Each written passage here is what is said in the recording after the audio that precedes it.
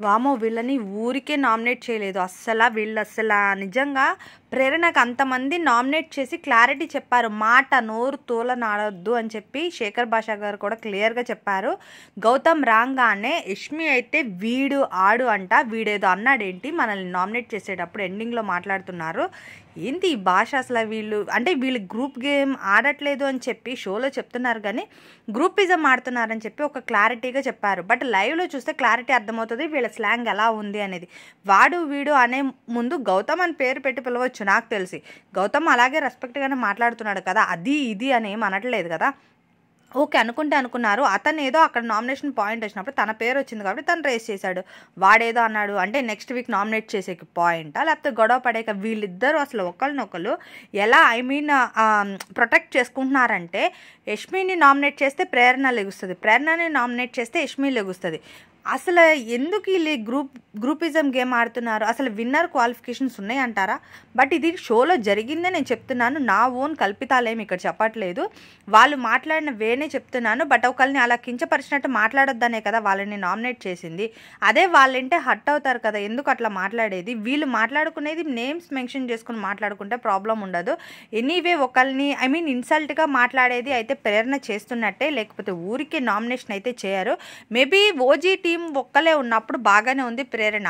ఆ next month నుంచి ఎప్పుడైతే రాయల్ టీం వాళ్ళు ఎంటర్ అయ్యారో అప్పటి నుంచి తన బిహేవియర్ చేంజ్ అయింది అనేది ఫస్ట్ డే నుంచి అనుకుంటున్న విషయమే. అది ఇప్పుడు క్లారిటీగా నామినేషన్స్లో వచ్చింది.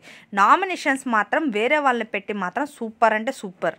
ఇంకొక విషయం చెప్పడం మర్చిపోయా, ప్రేరణ ఏదో డైలాగ్ వేసింది ఎండింగ్లో యష్మితో. ఏంటి అంటే ఆ డైలాగు గౌతమ్ వెళ్ళేటప్పుడు వీడు డైలాగ్ ఇలాగే వేసింది, వీడు ఆల్రెడీ ఒక సీజన్ ఆడేసి వచ్చి మెంటల్గా ప్రిపేర్ అయ్యి వచ్చాడు అంది. మరి తిను కన్నడలో ఆల్రెడీ సీజన్ ఆడే వచ్చింది కదా, అంటే తిని ఎంత మెంటల్గా ప్రిపేర్ అయ్యి గ్రూప్ గేమ్ ఆడుతుంది అనుకోవాలి చూసేవాళ్ళు, ప్రేక్షకులు మీరే చూడండి. యాక్చువల్లీ ఆ మాట అనేది రాంగ్ కదా. తను ఆడొచ్చాడా ఆడి రాలేదా next option. Wild card entry ద్వారా వచ్చిన వాళ్ళందరూ అలాగే వచ్చారు. బట్ తిను కన్నడ సీజన్లో అంతా ఆడేసి ఒక గ్రూపిజం ఫామ్ అనేది ఫామ్ చేసింది. ఫామ్ చేయలేదు అంటే ఎలా నమ్ముతారు? ఇప్పుడు ఒకరిని అంటే గుమ్మడికాయల దొంగ ఎవరు అంటే నేనే అన్నట్టుంది వీళ్ళ వాలకం చూస్తుంటే. నిఖిల్ గ్రూప్ గేమ్ ఆడాడా లేదా నెక్స్ట్ ఆప్షన్. బట్ వీళ్ళు ఆడారు అనేది నామినేషన్స్లో క్లారిటీగా ఉంది. సోనీ చెప్పింది, శేఖర్ భాష చెప్పారు, అలాగే బేబక్క అంటే సెల్ఫ్ డిఫెన్స్ చేసుకోలేకపోయింది చాలా తక్కువ.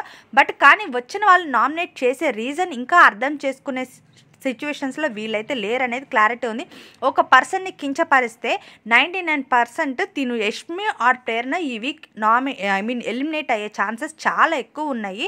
వాళ్ళు ఇంటే కూడా అదే నామినేషన్ రేస్ చేయొచ్చు. బట్ కానీ వాళ్ళ వ్యాలిడ్ పాయింట్స్ వాళ్ళు చెప్తున్నారు. వీళ్ళు అనుకుని మరి నామినేషన్స్ చేశారనేది లాస్ట్ సీజన్స్లో అంతా జరిగిందే కదా, మనం చూసిందే కదా. అదైతే టాప్ 5లో ఉంటుంది అనుకున్న ప్రేరణ టాప్ 5 కాదు కదా, టాప్ 7లో కూడా ఉండేటట్లేదు అనిపిస్తుంది చూస్తుంటే. తన గురించి చెప్పే నామినేషన్, తను వెటకారంగా గౌతమ్ని చూసే చూపు అంతా బిహేవియర్ నాకే అసలు అనిపించలేదు. యాక్చువల్లీ షోలో అయితే అదే జరిగింది. ఎనీవే మరిన్ని అప్డేట్స్ కోసం అయితే నా ఛానల్ని సబ్స్క్రైబ్ చేసుకోండి. Thank you for watching.